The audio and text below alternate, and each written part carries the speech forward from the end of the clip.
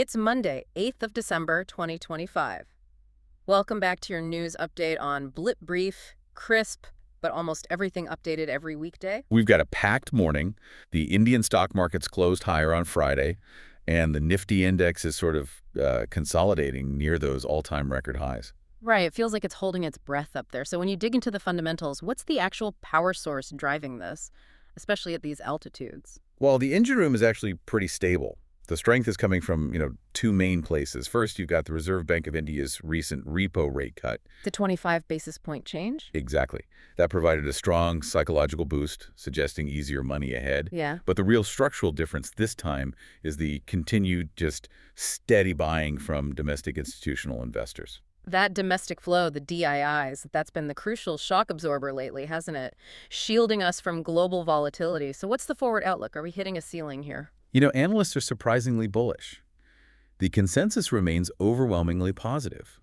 The main insight is that these domestic funds are structurally changing the market's risk profile. It's just far less susceptible to that kind of foreign institutional panic selling we used to see. So the old rules don't quite apply. Not entirely. As long as key support zones hold, the uptrend should continue. Some are even eyeing a potential move into a much higher range if we get a decisive breakout. The whole market narrative has shifted. Dips are now seen as a buying opportunity.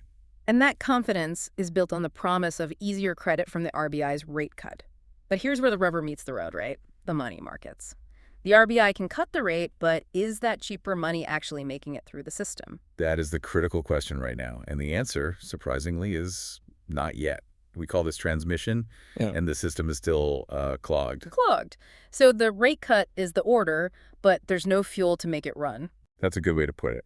Economists are signaling that the rate cut won't transmit effectively unless the RBI injects significantly more liquidity. We're talking about a substantial amount, on top of what was already announced through bond buys and swaps. How substantial? Are we talking about a small adjustment? No, it's a huge gap. The estimates suggest they might need to inject durable liquidity that's nearly double what was originally planned. It signals their initial efforts kind of missed the mark on the real systemic requirement. Which implies the banks are holding on to their cash. Why? Why are they so hesitant to pass on the benefit, especially by dropping deposit rates? It's basic supply and demand for capital. Banks need your money more than they need to look good for the RBI right now. They're facing really strong competition for funds from other investment avenues, and crucially, they're running a very high credit-to-deposit ratio. Meaning they're lending out almost as much as they're taking in. Exactly. So they can't afford to lower deposit rates too much because they need those funds to support all that credit growth. For you, the listener, that means your savings rate probably won't fall right away. So this whole dovish outlook from the RBI has some immediate implications for anyone in fixed income, doesn't it? Oh, absolutely. The investment thesis has fundamentally shifted. Yeah. You used to focus on capital gains when rates were expected to fall.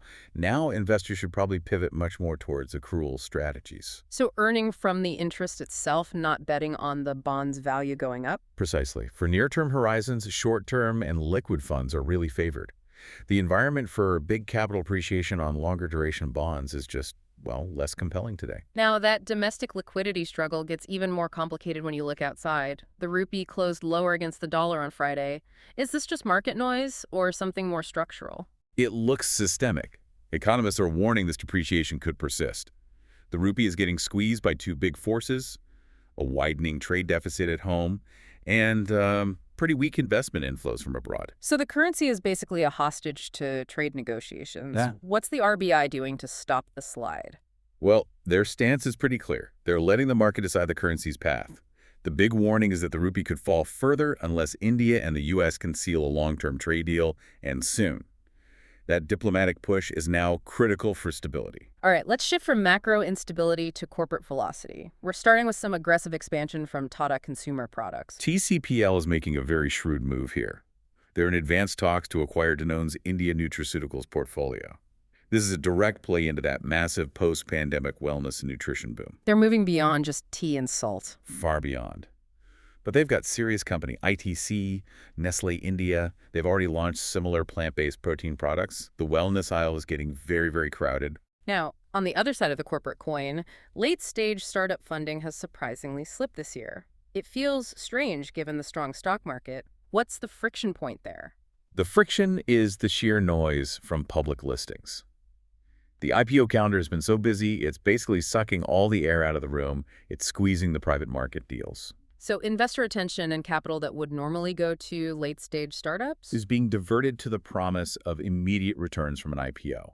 It's an attention economy problem, and the public market is winning. Okay, we have to talk about the chaos in aviation. Indigo is canceling thousands of flights this month because of a severe pilot shortage. This is more than a blip.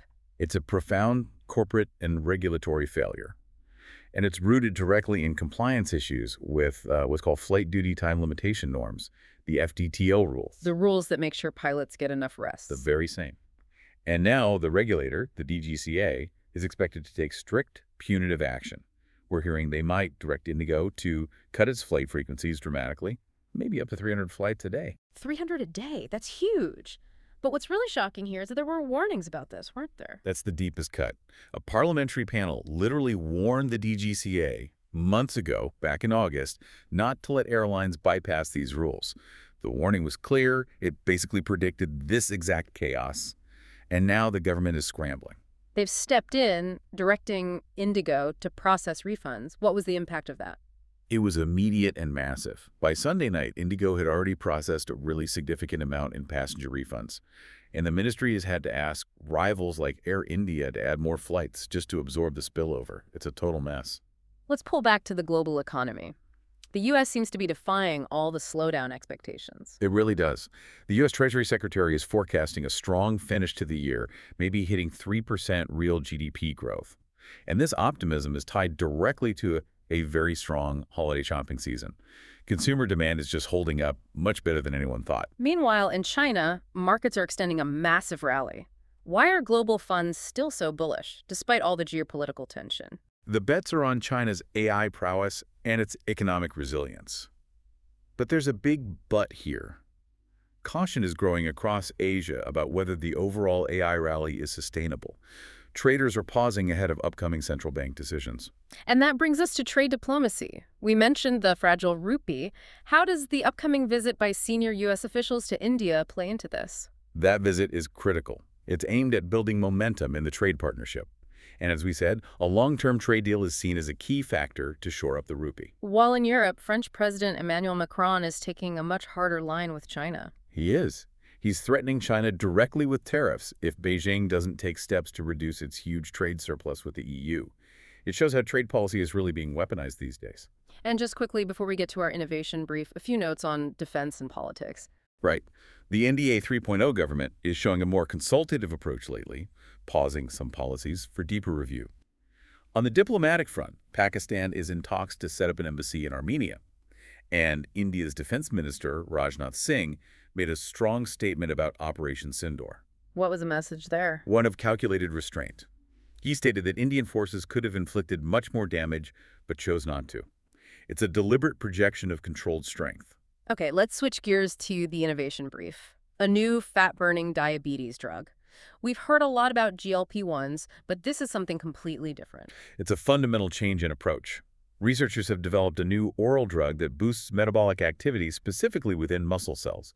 It's like flipping an internal metabolic switch. So what's the aha moment here? How is it different from the appetite-suppressing drugs that are so popular? The breakthrough is muscle preservation. This new drug does not primarily work by suppressing your appetite. Instead, it improves blood sugar control and fat metabolism while, and this is crucial, preserving muscle mass. Which is a huge problem with existing weight loss drugs, right? You lose fat, but you also lose a lot of muscle. A terrible problem for long-term health. This new approach suggests a way to treat diabetes and obesity with far fewer of those side effects. It focuses on cellular efficiency, not just suppressing hunger. That is massive. If you can burn fat and control blood sugar without that constant battle against hunger and keep your muscle, what does that mean for the future of weight management? It suggests the next generation of these therapies will be much more targeted, more sustainable. We might be moving past the era where weight management is just about fighting hunger and into one where we, simply fix the communication systems inside our own cells. A truly fascinating way to end the morning. Indeed. From market liquidity to cellular biology, it highlights that even when markets are calm on the surface, the underlying challenges and innovations are moving incredibly fast. And just before you go, a quick note, this deep dive commentary was put together using advanced AI. We always strive for accuracy, but please do cross-verify any crucial information yourself. Your informed decisions are what matter most.